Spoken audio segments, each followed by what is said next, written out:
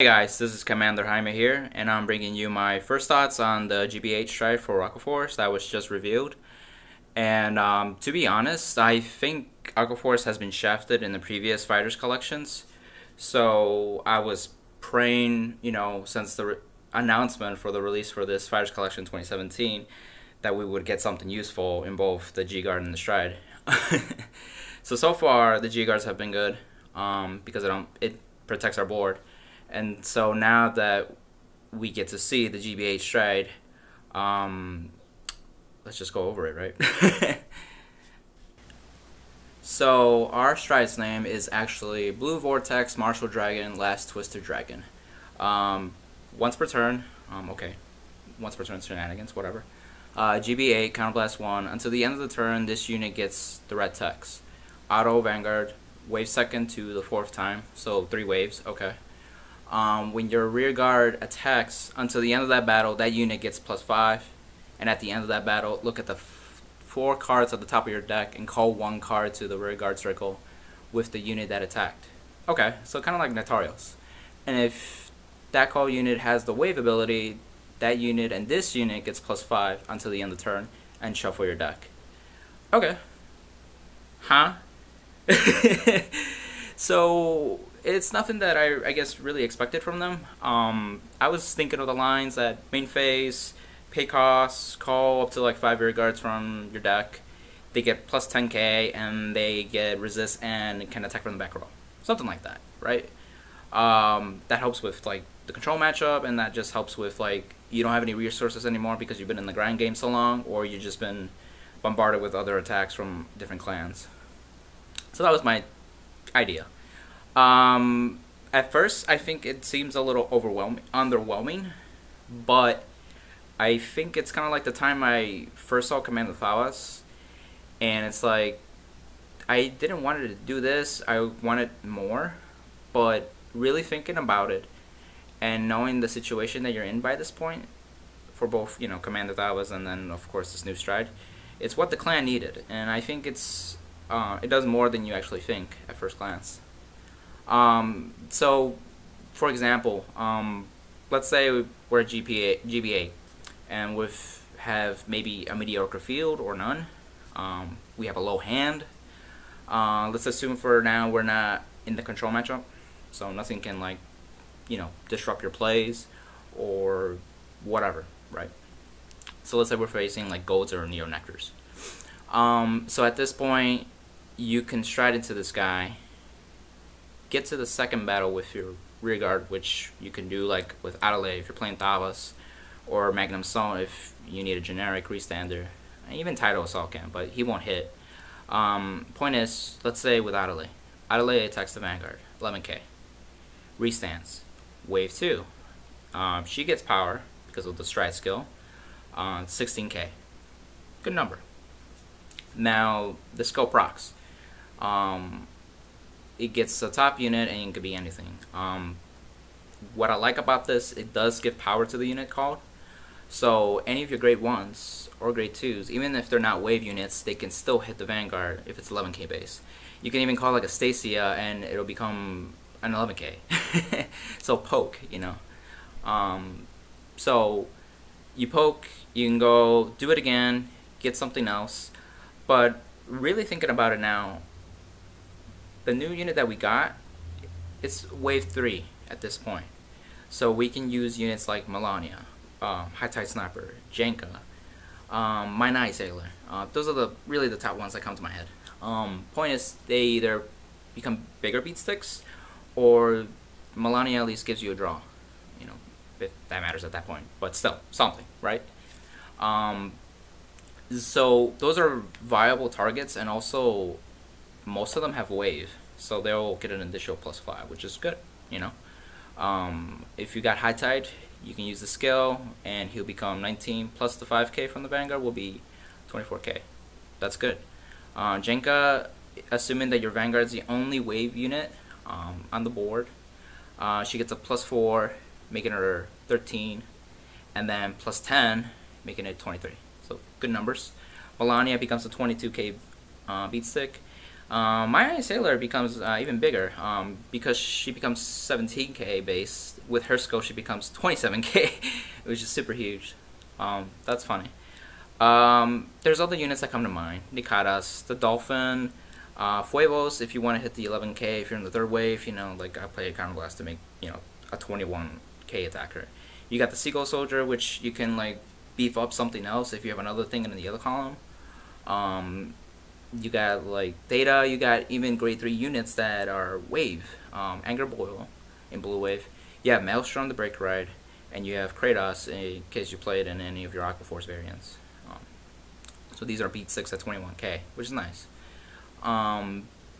So you do this, you know, for a couple of waves, and then finally on the end of your wave 4, you get to call one more thing, right? But this time, it's not gonna get power when it attacks.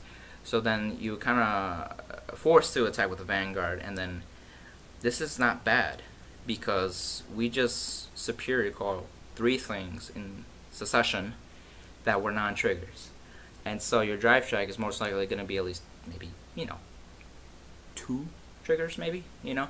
And so you can give that to whatever unit you call last, or if you have another column that is better, whatever, maybe you have like a Tidal Assault just waiting to attack or something. Yeah, you can distribute the triggers like that too. So if they have to like PG, they have to guard all these because you're assuming that they're at 5 damage by now.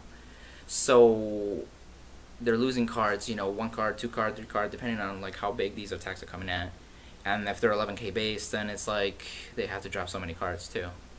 There are a few sections, but let's not get into that. But so that helps. Another scenario that came to mind was the control matchup. We have retiring clans such as Kagero that can kill your shit in your battle phase, which sucks. This can prevent you doing a successful Lumbros turn, potentially Wailing, and potentially even a Tetra-boil turn, just depending on your setup. You know, they're not gonna make it easy for you to get to 3rd or 4th battle. With this, you can either call 2 rearguards in the front row, poke 1, and then the other one will be the second wave, and then it'll start proccing the Nectarius-like effect. You know, what's important is that it's worded it so it activates when your rearguard attacks. That's when it procs already, and then they do a denial griffin. They'll kill your rearguard, but the effect still has to resolve. So you do as much as you can. So you look at the top 4 and then you call a unit where it was. I think that's how that works. I mean, I think Nectarios plays that way, and then it's grade 1 and grade 3 clone, and then it's kind of worded the same way as Melum. And they ruled that, you know, if Melum gets killed by Denial Griffin, you still get the 1 unit. So just like, I don't see why not the same way, right? I think that is the case, and I think Bushi does know that, so that's good in my opinion. So that means that wave 2, 3, and 4, you don't have to worry about the Denial Griffin, and you can keep poking. And then your Vanguard, if you call wave units, they're going to get bigger. And so if they don't have a PG, they may have to use the heal trigger for that attack, you know. So then it kind of like gets around Denial Griffin even in the battles after those waves. So that's good, I think. And it's another alternative besides trying to do, you know, the Wailing. Like, this is my final thing. You know, you can't guard, and you can only get so many battles, so Wailing's only yay so big unless you include Petros in the mix, but you're not going to always have Petros in the units you want with Aqua Force sometimes. You have to work with what you got, and this card helps with cards you don't have right now at the moment. So if you have a shitty field, you can always potentially get something better than you already have too. So that's kind of cool, right? Another scenario was the Link Joker matchup. Another control-like matchup.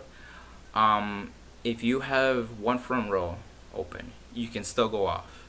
Normally, they'll lock your front row, and even with 1 locked front row, it's really hard to do a Lambros turn effectively, and then even Wailing's kind of subjective.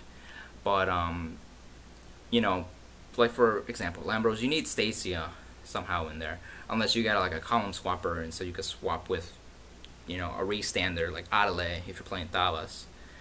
or Lucianos if you're playing Blue Wave, and you know, so on, that kind of thing. Point is, you need specific units to do these turns effectively.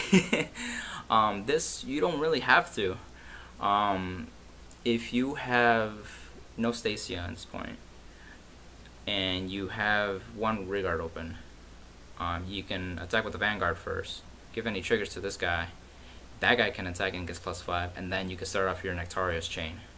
And so you'll get additional, let's see, wave 3, wave 4, and wave 5. You get 5 attacks if you have to attack with the Vanguard first. If not, you have something like a back row or a column swapper, or even a restander, you know, like Adelaide, that can get you there, so you can save your Vanguard attack for the 5th wave. And that's good, right? Lean Joker doesn't like multi-attacks, so doing multi-attacks every turn is what really gets them down if you're that far in the game. If your early game is not that good, you kind of have to play that route. And you're probably like, this is way too long, you know, GB8.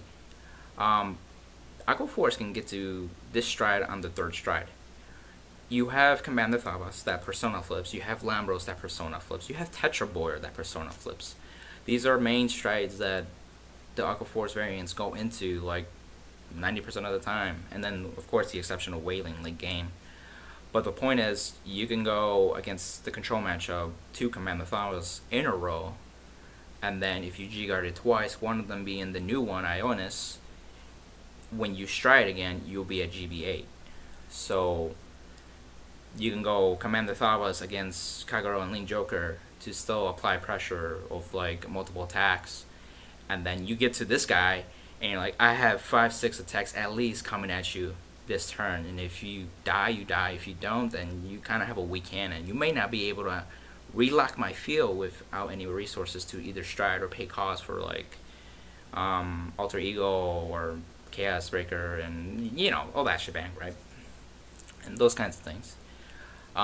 So do keep in mind that you can do this at your 3rd stride, and don't let it like think like this is not worth it in my G zone. My G zone's like tight right now, and it's just like, I think this guy deserves a slot, you know. And because he superior calls 3 times, you're getting 3 non-triggers out of your deck too, and so your drive check's gonna be nice at the 5th wave, you know.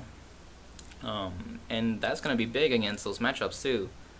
So it's definitely worth to invest into this guy, and I think he's only gonna get better as more support comes out, because Bushi seems to go in the favor of wave support now. So this guy is only gonna get better when it's time to actually play him in a game. So if you guys have any other combos, other strategies or plays that you want to mention about this guy, comment down below. We can talk and let me know. Share, like, subscribe, and before you go, I do have an announcement. So in Reddit, if you guys are familiar with reddit.com, there's a subreddit for Vanguard, and it's like, you know, people post things and people can chat and blog about kind of thing. Not really blog, but like discuss, you know. So somebody on the Reddit named Ocean Dragon Lord, if you guys are on the Reddit, you may be very familiar with him. He's an Aqua Force player, and he had brought up the interest of saying like, hey, would you guys be interested if I made an Aqua Force blog that contained like strategies, deck profiles, card analysis, you know, something that's like in-depth, you know, something that somebody takes the clan serious and knows through experience and can help to share that with players of all different levels. If they're beginners into the clan, if they're intermediate, or they like veterans, you know, that kind of thing. So I saw that post and I was just like, heck yeah, you know, I want to see something like that. Oh, most of the time I'm seeing like blogs here and there, but they're kind of superficial sometimes, you know. They talk about some of the new stuff and nothing more deep with, you know, combos and plays and tech choices and all that kind of stuff, you know. And I even told him that I can help contribute. I know other people in the Reddit that can help contribute. He said, yeah, definitely. So then he actually posted it now. It's online. If you guys want to check it out, it's called Force of the Ocean. .wordpress.com. So it's on WordPress. I will put the link in the bottom somewhere here, whatever. And we got a few contributors, so it's not just him and me. So far, there's 6 of us now. People from the Reddit that you may know is himself, Ocean Dragon Lord, DMOC, Navataru, and then we have Atlas. Atlas is also at Nexus at Night and Nexus Corps on YouTube.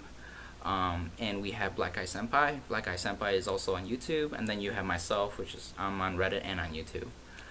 So there's 6 of us now. We want to probably approach some others if they feel like they want to contribute. But right now we're keeping it like this, and so far it's been good. We're throwing feedback in our own private discussions, so that way we can like consolidate these ideas and these articles we can write and publish to you guys, so you get like a good understanding and a benefit out of it, you know. Let's see if there's anything else I want to mention. Besides that, this website's growing.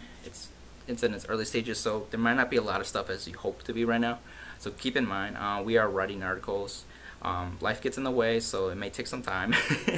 Right now I'm in the middle of writing one, so be on the lookout for that, and I'll do probably announcements in the future. I will, definitely. So keep that out, an eye out. And then I guess to end with the Stride, I think Aqua is looking in a bright future. To summarize it, we need little commitment from hand. We can potentially plus with cards like Melania and the Dolphin and so on. We can make any grade 1 and grade 2 poke, or even a big poke, you know, with the additional +5 power. We can go against disrupted G guards. If we have an open rear guard, we can go ham on Link Joker. And then literally any Aqua deck variant can get into this Stride on third Stride turn. Seriously, like Commander Thavas and Lambers are usually your main dudes anyway. So keep that in mind. And so yeah, good stuff, right? Please check out the stuff that I mentioned, and I'll keep you guys posted. See ya.